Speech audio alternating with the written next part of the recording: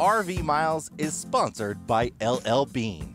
LL Bean is a proud partner of the National Park Foundation, and you can help them support the parks by shopping their limited edition National Park Collection.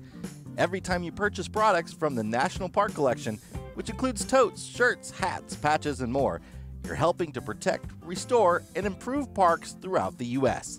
Search National Park Collection at llbean.com and be an outsider with LL Bean.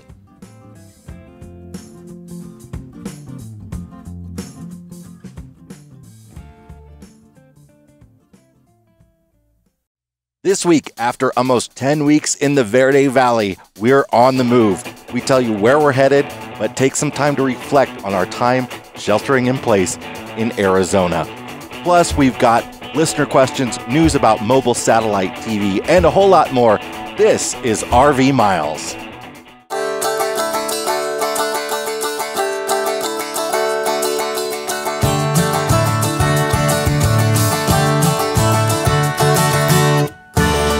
Hi, everybody, and welcome to RV Miles. I'm Jason. And I'm Abby, and we are two full-time travelers who, along with our boys, Jack, Ethan, and Henry, are crisscrossing North America on one epic road trip. Each week, we talk all things outdoors and RVs, from travel destinations to gear, industry news, our national parks, and a whole lot more. I can't breathe. Oh, boy, oh, boy. We are at an elevation of 7,800 feet. Yes. 7,800 feet. We have moved, folks. Yes, deeper breaths will be required for this podcast. It's also freezing. If you're watching this on YouTube, last week I was in a tank top. This week I'm wearing a scarf and a jacket. We have moved from, after spending almost 11 weeks in the Verde or 10. Verde Valley. 10. I looked it up. No, it's almost 11, I think. I counted on the calendar. I may be wrong, whatever. Somewhere around 10 weeks. Math has never been our strong suit. We were in the wonderful Verde Valley of Arizona and having a great time. But boy, was it getting hot.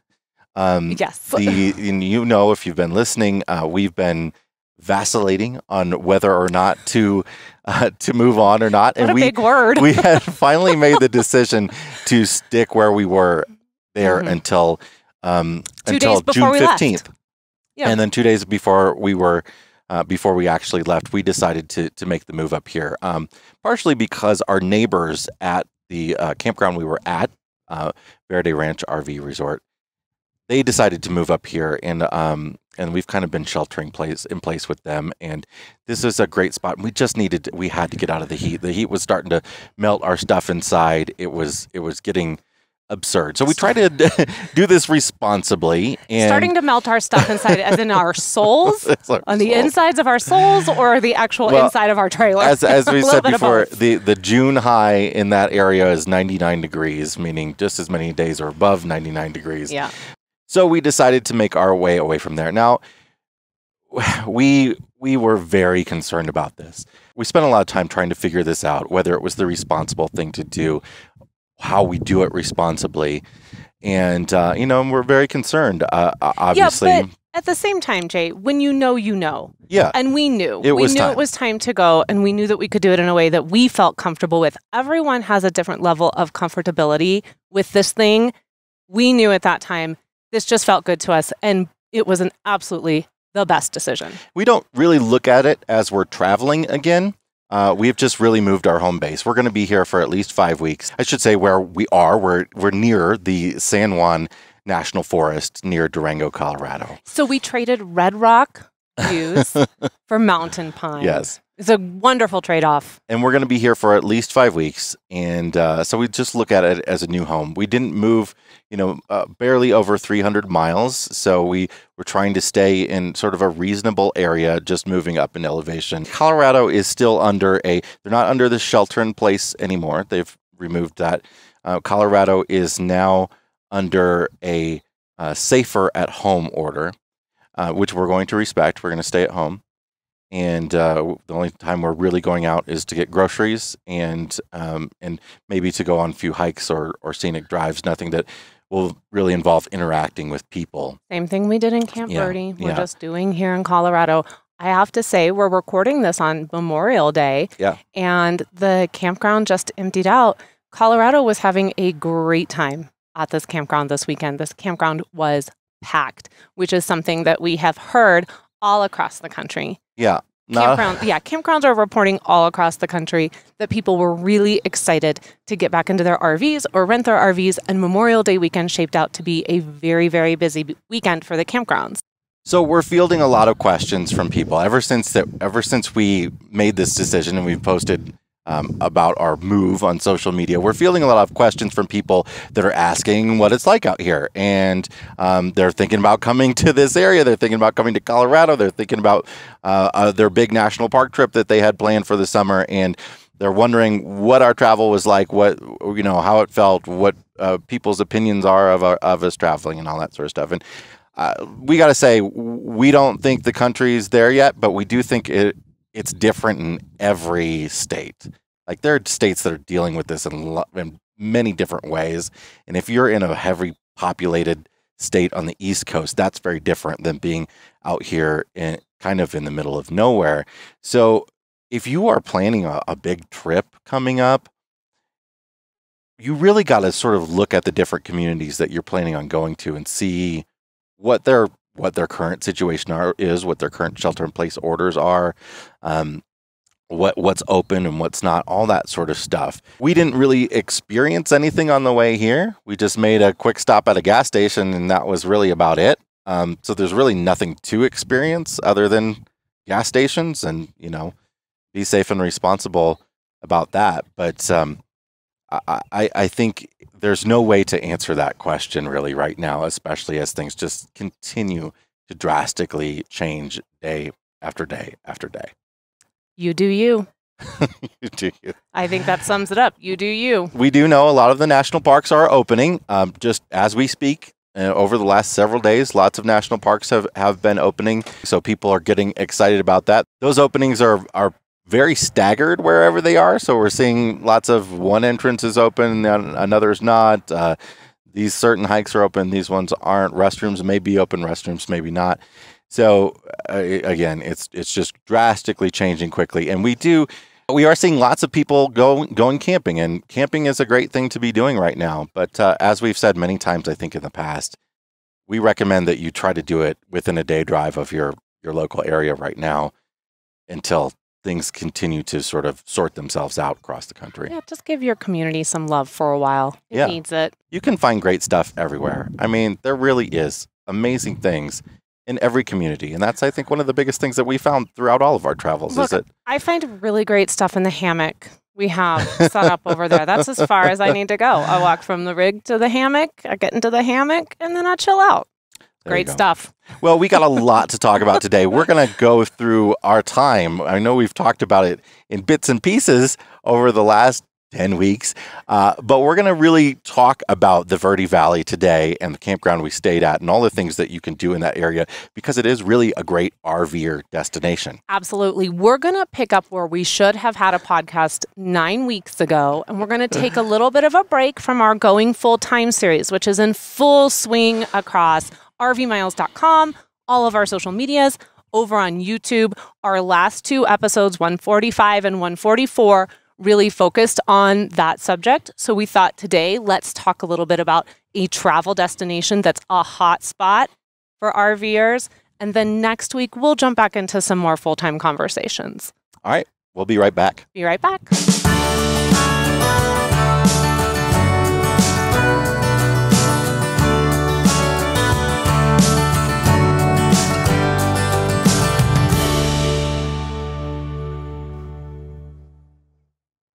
RV Miles is supported by Harvest Hosts. Get back on the road again safely with a Harvest Hosts membership.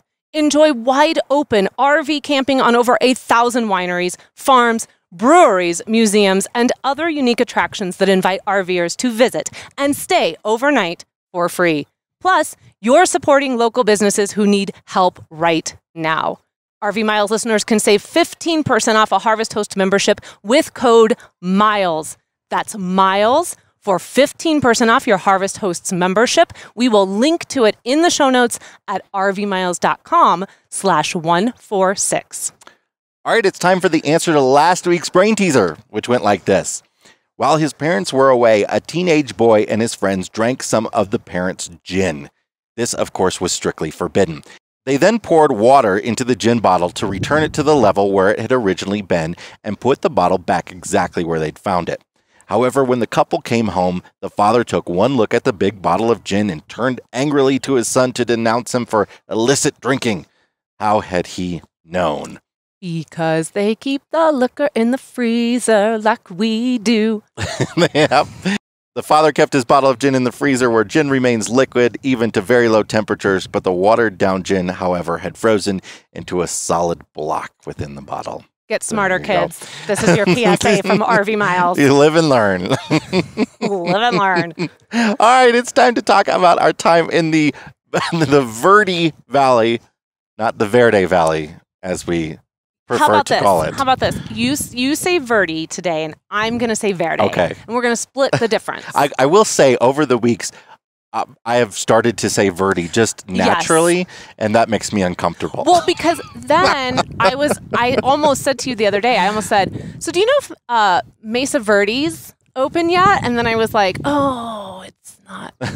Verde. Oh, Abby. So this area, the Verde Valley, it's sort of halfway between Phoenix and Flagstaff, Arizona, if you know Arizona at all. And it is sort of a valley between two little mountain ranges, smaller mountain ranges, that are part of both the Coconino National Forest and the Prescott National Forest. It's sort of sandwiched in between of those. And you can visit both national forest areas at the same time, and there's so much to do around there. So we stayed at the Verde Ranch RV Resort. Which I'm sure you're familiar with by now if you've been listening for the last 10 weeks. But we do want to give them a quick review and a shout out for being a great place for us to shelter in place in the time that we were there. They really took care of all their customers during this time and were really sensitive about keeping things clean, closing what needed to be closed, keeping things open that people really needed access to. It was a fantastic experience dealing with them over the course of that time. Absolutely. And I have to say, too, I think one of the things I appreciated the most about where we had landed was that they were very open and very sensitive to the full-time RVer and really did everything in their power to make concessions for them, to make it possible for them to stay there. We met at a very safe distance so many people that we know across social media who had come to the campground and were there for long periods of time. Some of us were all there together, just in different places. And while we didn't get to hang out, we kind of just were talking through social media about our time there. And I just thought that was really, really cool. Yeah. Because so many people were looking for somewhere to go. And I think it says something for this time of year when this happened, that so many full-timers were in this area and they had somewhere where they felt like they could afford to put down the money for a monthly, because it can be rather expensive in that area, and then to continue to stay on and for the campground to be like, yes, please, you have a home here. So this is a full-on RV resort. There's no tent camping. It's all RV spaces. 50 amp and 30 amp, has a wonderful pool and clubhouse. Their clubhouse is bad. The best clubhouse we've ever seen. They've got a giant fireplace, a pool table, shuffleboard, a gym, business center. And we took advantage of none of it because it was all closed, rightly so. The first week we were there, we got to spend a little bit of time doing that. It was before everything sort of went down. Yeah. And I was so excited for the gym because I was going to have a place that I could take my yoga mat, and they had like a dedicated area where you could go and do yoga. And I was very excited to not have to do it in the rig with 4 human beings who seem to want to constantly move around the rig and talk to me when I'm trying to do 15 minutes of yoga. Unfortunately, that continued for 9 weeks.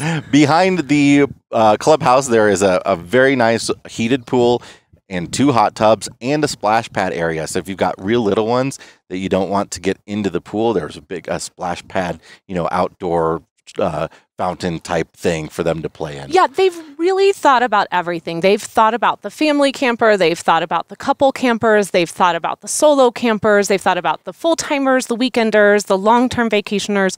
They really have kind of crafted this campground to be a little bit of everything for everyone. There's 3 pickleball courts, 1 playground, 1 bocce ball, And then horseshoes. And then you also have a path that leads you down to the Verde River, which is the campground is butted right up against the river. And so you can take this path and you can go down to the river. And what we did, because the pool was closed, was this really became sort of an escape for us from the heat, an escape from just the mundane being in the rig, to go down this path, find a safe, shallow spot to cross over to the other side of the river. And then we would set up for like the whole day.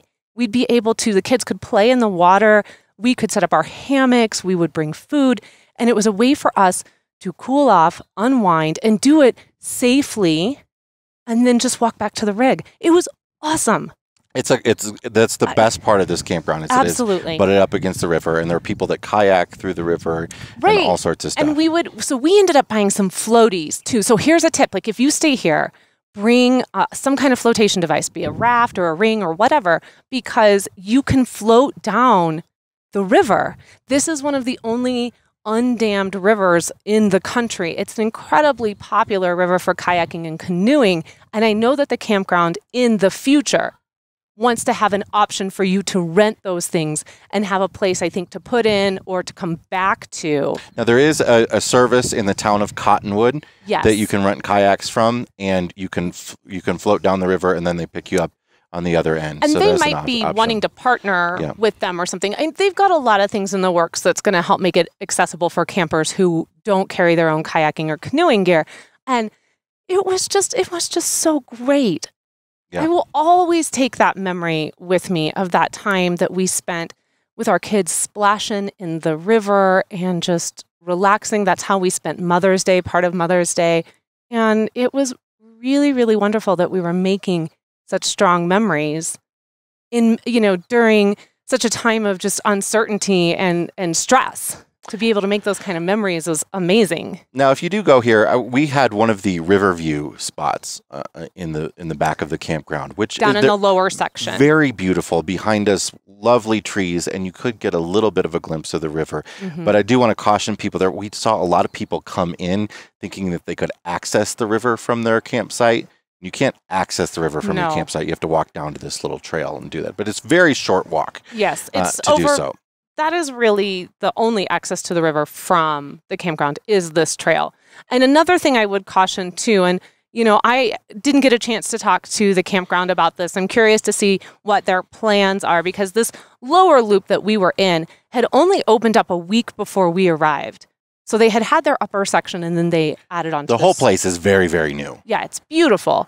Now you are butted up, especially in this lower section, in one part of it, against the highway. So if you're looking for peace and quiet of the forest, and you step outside and all you hear are the birds chirping and the wind blowing, you may want to consider what spot you pick here at Verde Ranch, because you're not going to get that the closer those spots get to the highway. Yeah. So just look on the map when you pick a spot and maybe stay away from the highway if that's something that bothers you. It doesn't actually bother me much at all, other than the fact that we have to record this podcast.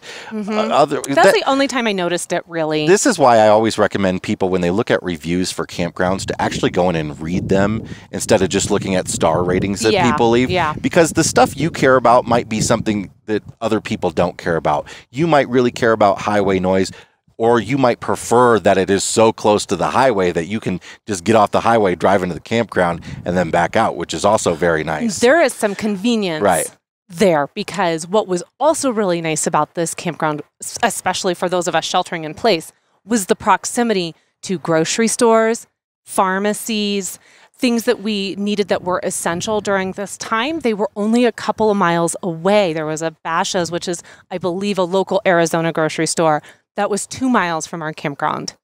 How lovely and convenient is that? Today, up here, we are at least a half an hour from the nearest grocery store. So if we forget something, I'm not popping back to get it. One of the best things about this campground, though, is in terms of Arizona campgrounds, the price. It's very affordable for an Arizona campground, especially in the winter, and especially as a base to go visit Sedona. And we're going to talk about Sedona a bit in the next segment. But this is, we were maybe a half-hour drive into Sedona. Yeah, and there's a lot of state parks around this area as well, too. So a lot of state parks without campgrounds, but cool Slide Rock. Yeah, cool things to visit. I think Camp Verde State Park is just over a few miles from the campground.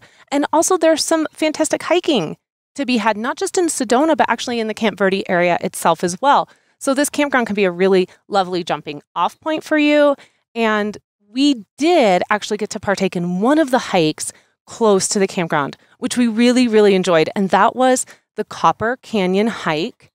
And it was recommended to us by some full-timers that were there in the campground who said, oh, this would be a great hike for you and your kids. And it was. It was also the longest that the boys had ever hiked. It's the longest they've ever hiked. 5 miles. The hike itself is actually about 4 miles. We went on the wrong trail for a little bit, but we got back where we needed to be, but it's beautiful. So what you do is you go up these switchbacks, gentle switchbacks for a while up the side of a bluff, and then you sort of skirt the edge of the bluff over this canyon for a while until you get back down to the stream that runs through that canyon that carved it. And once you get to the bottom and you cross the stream, you can take a little side trail that takes you, it's not very far at all, a couple 100 feet, that takes you to a beautiful little waterfall that the kids can splash and play in and have a lot of fun. Now, I think we've talked about this before, but I think it bears repeating. This is a little bit of a tip about hiking if you are nervous about hiking right now. And because we weren't sure how it was going to go. So, we were keeping a very open mind. When we got there, and we got there late post-lunch, when we got there, the parking lot was full or almost full. And I remember thinking, oh, maybe we shouldn't do this. But when we started to look around, we noticed that people were having lunch. They were kind of hanging out near their trucks, their cars, whatever. And so we thought, well, it looks like a lot of these people are coming off the trail, that maybe the parking lot is still full because most of everyone has already started this hike and they're finishing it up. So maybe we're going to get started. And by the time we get back, or by the time we get anywhere, we're not going to really run into anyone. So we tried it out. And that's absolutely what happened. We just happened to pick an off time. Normally, we recommend that you go early in the morning on any hike, that you just get up and go because you'll deal with less people. Or beat the heat. Right. People in Arizona know that. Yes. And they do that. They get up early and they go and hike early because they don't want to be out in the heat of the day. Now, this hike was very shaded, so it wasn't a big deal. Well, it was until you get to the top of the mesa. Yeah, there's a bit that's not. Then you're pretty exposed. But, so this is, depending on your location where you are, like I would say here where we're at right now, I might be more inclined to say, let's hike in the morning because it's really cool in the morning. Last night, it got down to 33 degrees here. I mean, today I don't even think we're going to crack hardly above 60. So I might be more inclined to say, hey, let's just bundle up and go in the morning. Yeah. We might encounter less people.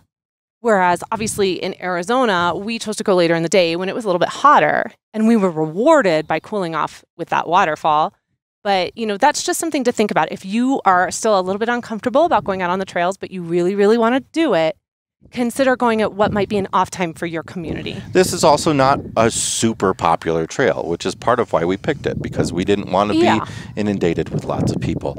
And all of Sedona, for the most part, was closed. Sedona has gone and closed most of their very, very popular trails. We didn't get to do anything like that because the city had made the decision to close those down because they just didn't feel comfortable with the number of people this time of year, because this is a very, very popular time of year for this area. This poor community, all the surrounding communities, unfortunately have lost so much money because this is their tourist season, but they couldn't welcome any tourists. They didn't feel comfortable with their resources. That said, we did get to spend a little time in Sedona, but we'll get to that in a minute. Before that, though, I want to talk about Jerome, because I thought Jerome was my favorite part of our time here.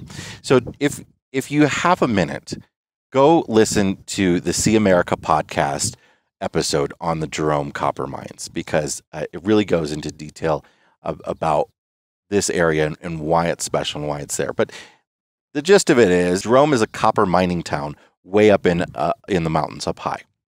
And about 6,000 feet, I think. And it had like 15,000 residents until the copper mines closed, and then it went down to 50 residents, and then it became like an artist community, and it's a really cool place. So we actually were able to drive up there a couple times and check out just some of the outdoor stuff. There is a state park up there where you can go visit the copper mine history, but that was all closed. But we got to go to one of the outdoor mine shafts, which was cool. Yes. You could walk over the top of it, and they had a glass window, so you could look down the shaft and you could walk over the shaft. It was like 2,000 feet down or something like crazy like that. I've been holding on to it, but now that you brought it up, I'm going to have to share it. Jason filmed me walking over this open plexiglass mine shaft. It's like a minute and a half of me just not wanting to do it and like just stepping on, stepping off, stepping on, stepping off. And I was watching it the other day and I was laughing because I was genuinely like, I'm not doing this. I'm going to fall, because the shaft is deeper than the Empire. Like the Empire State Building could fit inside the shaft. Yeah, it's so pretty cool. I will share this video just to give an idea of what the area looks like. But if you watch it, you got to be kind, because I was really, really scared. But it was cool, though. And someday I look forward to going back and learning more of the history. And we did have some recommendations for the area that we didn't get to enjoy. One is called the Haunted Hamburger Restaurant. So Jerome has like a ghost history town to it as well, or ghost history vibe, I should say. And you can go there. They've got tons of wineries. Like you could walk. This whole little town, their little main street is built like on the side of the mountain. So it's a lot of up and a lot of down. And you can just walk these several little blocks and just go in and drink some wine. Go in and drink some wine. A lot of vendors put their stuff out on the streets during the course of the year. And there's some bed and breakfasts, and you can take ghost tours. And so Jerome sounds really, really cool. And I look forward to going back someday and taking advantage of all of that. Now, that said, if you come from anywhere, like our campground, and then you have to come back down and you have people prone to motion sickness, you need to plan for that. So just beyond Jerome. So if you go, you take the road up into the mountain to Jerome, and then you can continue past Jerome, and it takes you through the mountains in the Prescott National Forest. And it's a beautiful drive. Very curvy, lots of ups and downs. It's a mountain drive. It's a beautiful scenic mountain drive. Great sunset views. Probably lots of trails up there. We didn't really look, but lots of cool pull-offs and stuff. And if you're the driver, it's really enjoyable. If you're a passenger in the back seat and you happen to be 6, it's not so enjoyable. And what ends up happening is said 6-year-old who is being asked repeatedly by his mother, "Are you okay? Are you okay?" The last time he didn't answer. And then the last time he goes, I said, "Henry, are you okay?" And I heard, and then I think, I don't know exactly what shot out of my mouth, but the only thing I could think of to grab was there was like his little, like we like a little brown bag in the seat next to me. And I grabbed it and I launched myself like back towards the back, because he sits behind me, launch myself over and twist, thank God for yoga, stick the brown bag. The child loses everything he's had all day long. The brown bag disintegrates into my hand, and then I just cut my hand. And I just say, "I will continue to be the bull for you while you just cover yourself, the car seat, the floor, me, your brothers, everything." It was like, what is that movie where it's just like projectile? She's like possessed. Oh, The Exorcist. Is it? I mean, I've never actually seen The Exorcist, but I feel like this is a scene like people always use when they're trying to get a point across, like how bad it was. The Exorcist. Yeah. So Henry was the exorcist in the back seat. And we are on top of this mountain trying to drive down it. And thank God for pickup trucks and the fact that you can put things in the bed that you don't want to put. And thank God for Husky bed liners or floor liners. Thank God for the fact that we had extra paper towels in the back. We had to strip Henry completely of all of his clothes. No, we're on a mountain road pull off overlooking this gorgeous vista. with cars winding past us. Henry had stripped down to his underwear. It was, and then I had to wrap him in our backup picnic blanket thing that we have, and we had to completely take the car seat apart. He couldn't even ride back in the car seat, which was so stressful to me. And I just, I don't remember anything beautiful about that drive. Now, since then, and since sharing that on social media, a wonderful listener has sent us some motion sickness magnets that we're going to try out. Thank you, Susan. Thank you so much from the bottom of our hearts. We are definitely going to put them to good use. So, but Jerome is really cool, and you really ought to check it out if you come into this area. Yeah, did I sell it? I hope I sold it. Just don't be like the Eppersons. Just don't. So we're going to take a break here. We're going to talk about Sedona when we come back and all the great things that you can do in one of the most popular tourist destinations in the country. Be right back.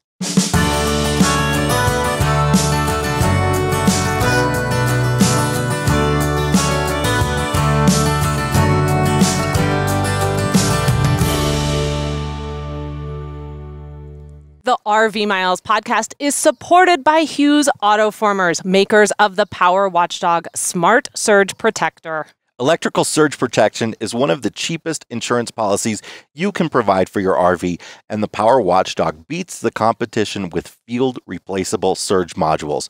With other brands, when the surge protector takes a large surge or a spike, you have to throw it away. The Power Watchdog can be brought back to life with one small, affordable part you can replace yourself. It's the last surge protector you need to buy.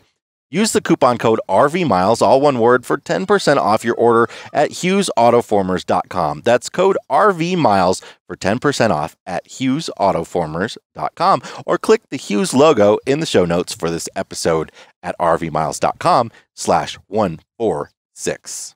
All right, Sedona, Arizona, Red Rock country.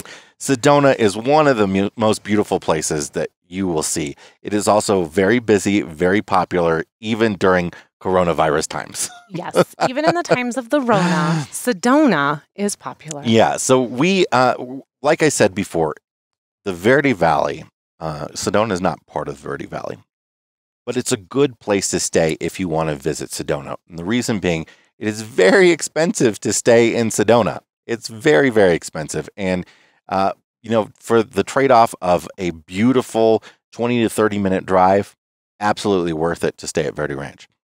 So we drove several times just to get out and look at something up to Sedona, and had a great time doing it. And when you drive from Verde to Sedona, you go through the Red Rock Scenic Byway, which is just a fantastic drive where you're driving by all these red rock buttes, and there's lots of pull-offs, little places that you can get out and go and look at everything. Now, a lot of them were closed when we were there, but they are opening back up.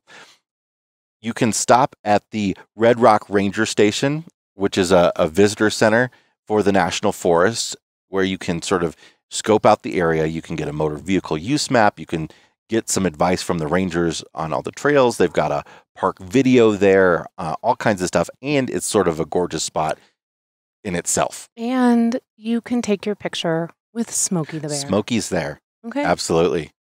Don't not go and not take your picture. Okay. Now, along the Red Rock Scenic Byway is a place that is considered one of the most photographed places in the country, and that's Red Rock Crossing. And at Red Rock Crossing is Bell Rock and Cathedral Rock, and these are just two beautiful red buttes that you've seen in lots of pictures before. And you can get out and you can look at them, but you can also take trails that go in near, close to them, around them, all over the place. Oh, it's so stunning to see, and I really do look forward to going back. I tried not to have regret that we couldn't do these hikes, because I tried to tell myself they're going to be here in the future. There's no reason why we can't come back. But boy, when you see that area, you just know immediately why everyone loves to hike over there. It's just so visually stunning. You almost can't believe it's real. Now we did towards the end of our time there get to do one hike. Mm-hmm. We hiked what's called the Baldwin Trail, which is sort of near Bell Rock, but it takes you down to a river, and we got to spend another day around a river. And, yeah, we have learned that hikes that include water stops for the kids are perfect. They love the opportunity to get to put their feet into the water for a little bit. And this was crystal clear water. You could so see beautiful. the rocks at the bottom. The kids loved playing in it. And it was a very hot day, but it was nice, cool, crisp water. And it was a very easy trail, but still with lots of gorgeous views. And I thought it was beautiful. Well, and you know why I love hikes like that? Because it gives us a chance to stop. It gives me a chance to like sit down and chill out. And I always like tuck my Kindle or something into my backpack. And then the kids, they go and play for half hour, 45 minutes, an hour. And they're so content. And then, and then you too, you go off and play and you are in the water and you're skipping rocks and you're doing your whole thing and it's wonderful. And you guys all do that. And then I just lay there and I read a book. And it's so nice. It's just so nice. And then, you put everything back together and you take the hike back out. And it's great. Now, beyond this area, beyond Red Rock Crossing, is the actual town of Sedona. And Sedona is, it's another kind of cool mountain town, very sort of touristy, lots of shops, lots of restaurants. We can recommend the Chipotle. We did that our first week there. We did eat at that Chipotle before everything closed down. It actually is probably the Chipotle with the best view in the world. Stunning view. Beautiful floor-to-ceiling windows of red buttes outside the Chipotle window. Just get that queso and guac and those chips, and you just look at the red rock, and it's wonderful. But from the town of Sedona, you can also book lots of Jeep tours. They have these pink Jeep tours that you can take, and they take you out into really the wilderness in the area and get to sort of get up and close to some of these red rock formations. Yeah. And we also, in Sedona, that first week we were there, were able to visit the Chapel of the Holy Cross, which is amazing, an incredible, very popular tourist destination. So this is a 1950s little chapel, Catholic chapel, that is on top of a hill that has stunning 360 views of the whole area, and it's an easy parking lot. It's an easy walk up sort of this. Is it an easy parking lot? Well, it's an okay parking lot. You're parking up the side of the mountain that that the church sits on top of, and you're sliding into spots that the truck barely fit into.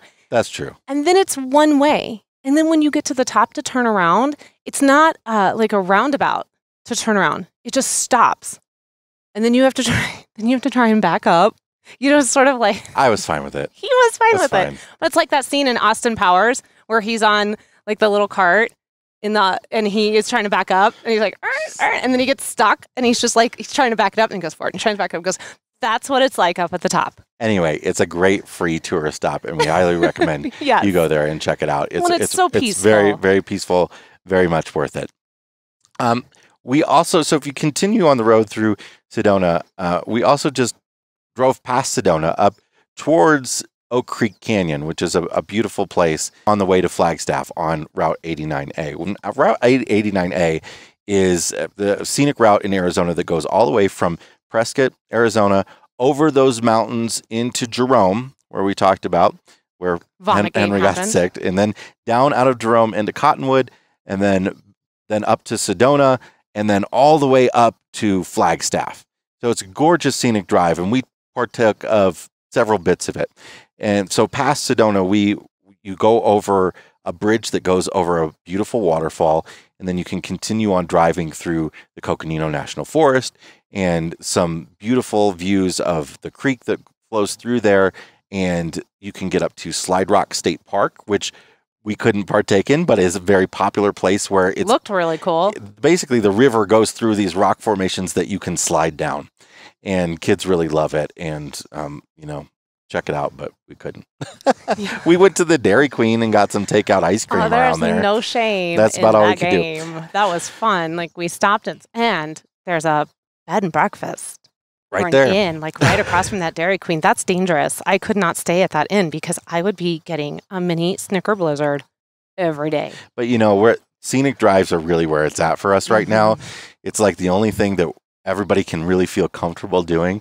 And there was a lot of it down around there. As long as nobody pukes. As long as we nobody all feel pukes. good doing it. Yes. So that's the Sedona. That's the Sedona area. I would love to go back there sometime and be able to spend more time visiting some of the stuff. I wish that we partook of more in that first week we were there before. Yeah. Well, it rained all week, so it was really tough. It did rain. It rained the whole week. I look forward to going back to Verde Ranch one day too, and really being able to take advantage of all the amenities that they have. I want to jump back and say one more thing about that campground before we go, because I feel like it's a really important thing to mention. Their laundry rooms are ridiculous. They're so clean and they're so great. And I love that you can operate the washer and the dryer through an app. Buy quarters have no need for you. It is fantastic. In fact, we did a video about sheltering in place, and we went over to the laundry room and we talked about how they were keeping us all safe so that we could do our laundry and some of the things that they were doing. I'll just drop it in the show notes just so you can see the laundry room. It was so nice that we didn't have to leave the campground to get laundry done. I will also say the upper section of that campground has a solar panel canopy over a couple rows of RV sites. You'll see that a few times here in Arizona. The last campground we stayed at before that had it too. The KOA, yeah.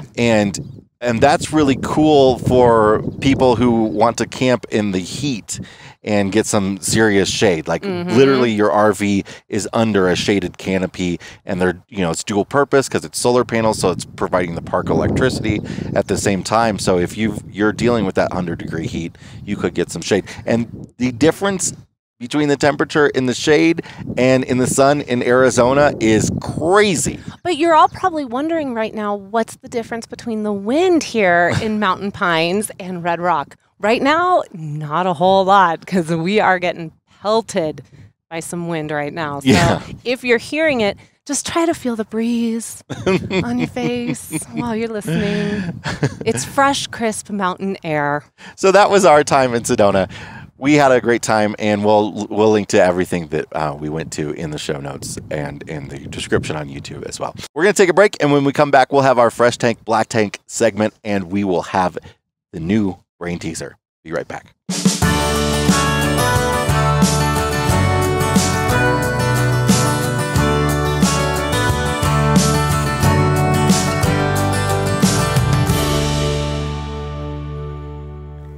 RV Miles is supported by the Highway Weather app. When it comes to RV travel, weather safety is a top priority, which is why the Highway Weather app provides weather forecasts for road trips along every point of your route, adjusted to your time of travel.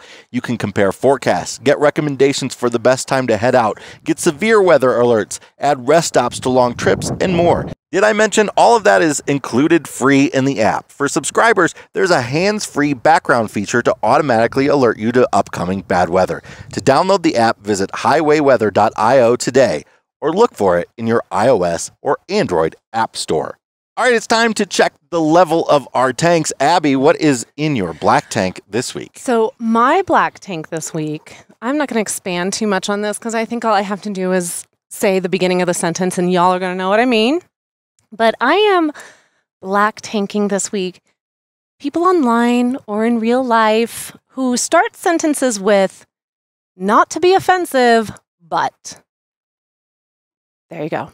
Okay. Just leave it there. Just going to leave it Just there. leave it there. Because I'm going to say one more thing, then I'll leave it there. So if you feel the need to start a sentence, written or verbal, and you need to, you need to make sure people know you're not trying to be offensive, but what is coming could be offensive. Most likely, it's offensive. And you don't need to say it. Go find your safe space people to say it to.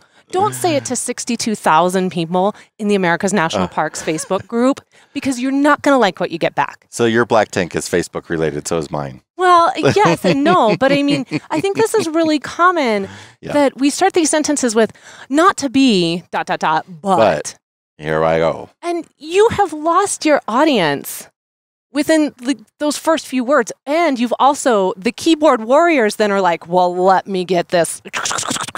Let me grab my, and the people are like, let me get my popcorn. And then they're eating their popcorn while the keyboard warriors are like, and then there. So just don't say that. Just don't do it. Make everyone's life easier.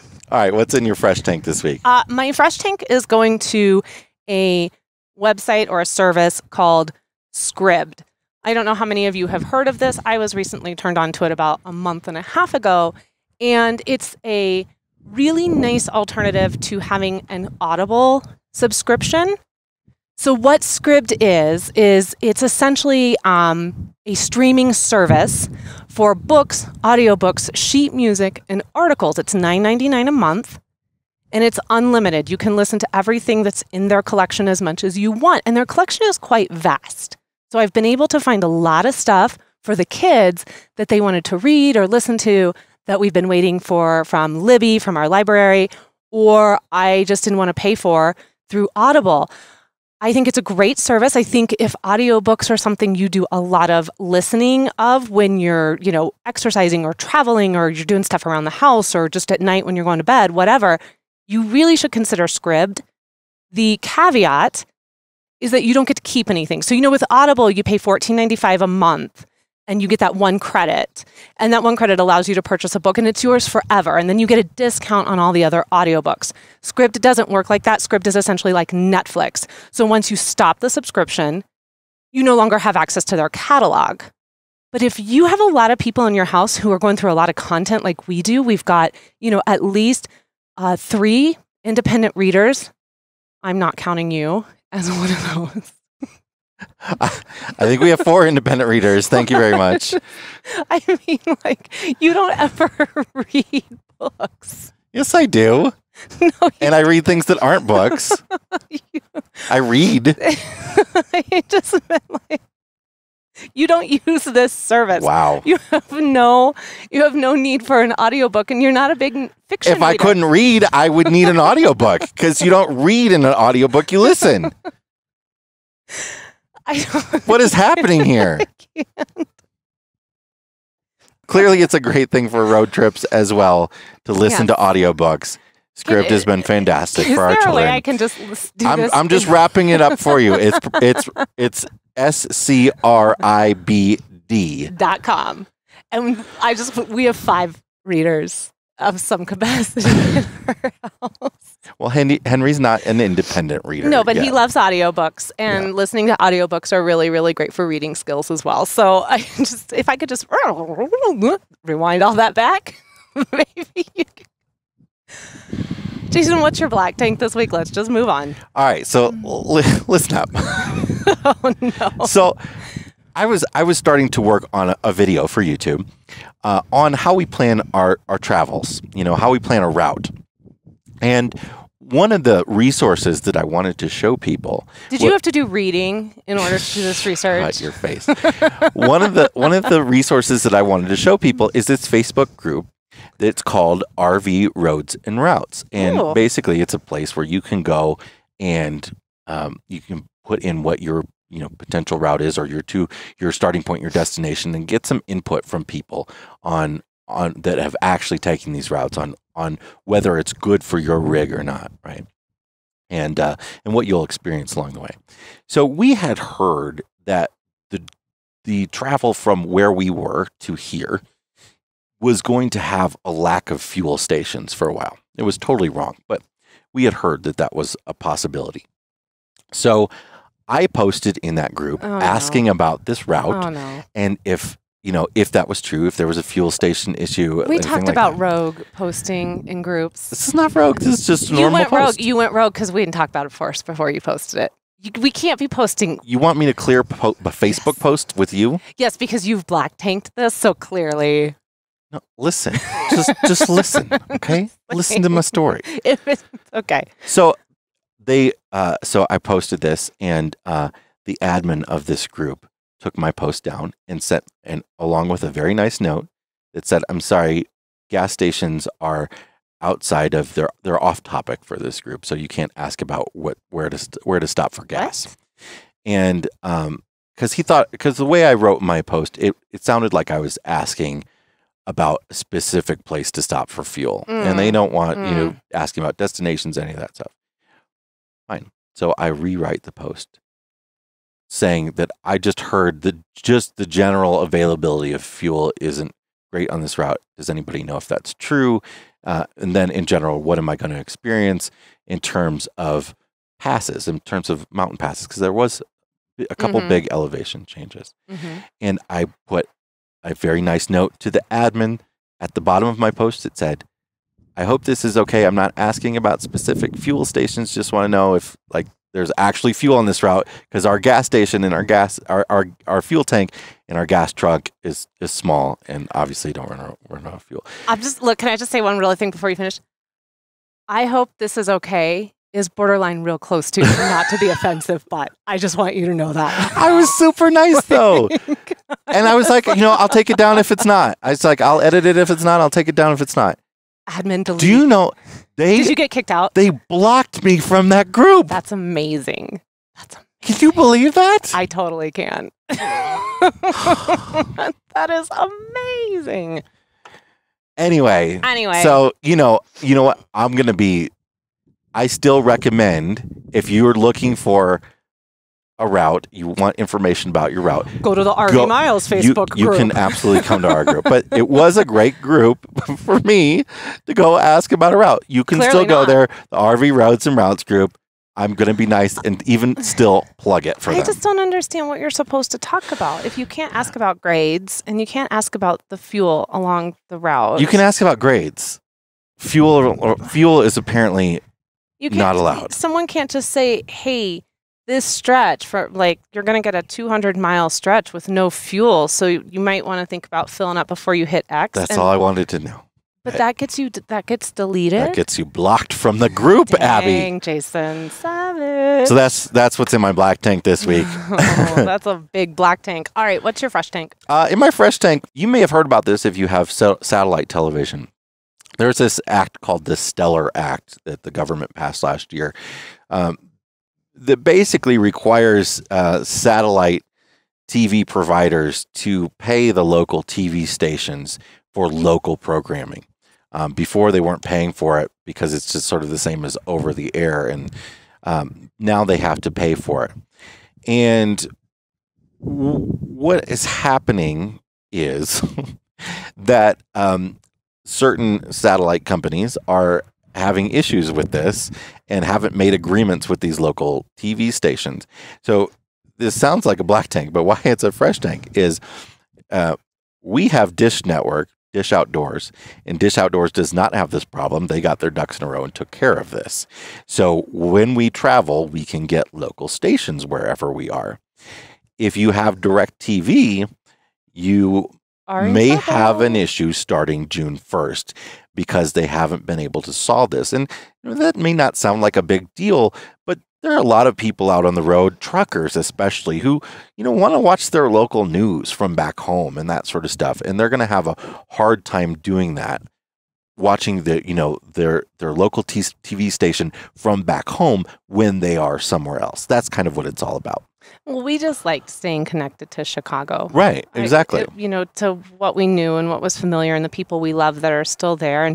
And we're still very invested in the city. Just because we're not in the city doesn't mean we aren't invested in it. And so the best way for us to stay informed is to watch the local news. But we've been talking with our contact at Dish Outdoors, and I will say most RVers use Dish Outdoors as opposed to DirecTV, and I've heard so many issues with DirecTV from RVers, by the way. And we've heard from our contact that this is not going to be a problem with them. That it is only a DirecTV thing. And we've always been happy with our Dish service. They've been great for us, and they've even offered our listeners a discount. So there's a $50 off a package of a satellite receiver and antenna if you use the code RV Miles over at dishoutdoors.com/RV Miles. And we'll put a link in the show notes as well. But they're great people. We don't make any money off of that or anything. It's not sort of an affiliate thing. They're just doing a nice, offering our listeners a discount, $50 off any satellite package. And a lot of people poo-poo the idea of having satellite TV on the road anytime it comes up. Why do you need TV? You're camping. Because it rains. It rains. And we live full-time. We live full-time. TV is a way. We like to talk about ways that you can, even if you're not full-time, that you can extend your travel. And a lot of people don't want to travel for 3 months at a time without any access to the TV shows that they like. Well, and the thing too here particularly is that when this campground gets really, really busy and they have Wi-Fi here in this campground and we do use it, is that the Wi-Fi goes when like everyone's here. So it's been really nice, like in the evening when the kids go to bed and we just want to chill out on the couch because, you know, you can't go 24/7 and we can watch satellite. And honestly, one of the best... I can watch some Food Network. And honestly, one of the best reasons people have it is so that they can stay connected with their home community and watch that local news. I just want to be there when it happens, when Bobby Flay gets beat on the Food Network. All right, that's about it for this episode of the RV Miles podcast. Let's wrap it up with a brain teaser. How about? What word contains 7 letters and has 10 words inside it without rearranging any of its letters?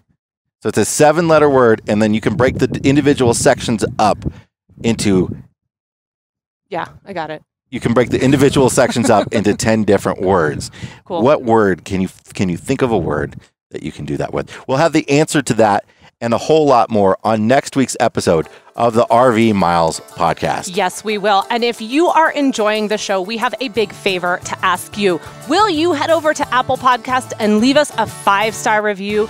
Every time one of you does that, it just puts us in front of more and more people. And we are so thankful for the almost 400 people that have done that already for us. RV Miles is all across social media, by the way, in case you didn't know. We are at Facebook, Instagram, YouTube, Twitter on Monday, Wednesdays, and Fridays. And we are over at rvmiles.com. We've got our Going Full-Time series happening right now. Plenty of content, video, articles. Go over and check it all out. If you have questions for us, find us at RV Miles Facebook group or at editor@rvmiles.com. And until next week, keep logging those RV miles. Bye, everybody.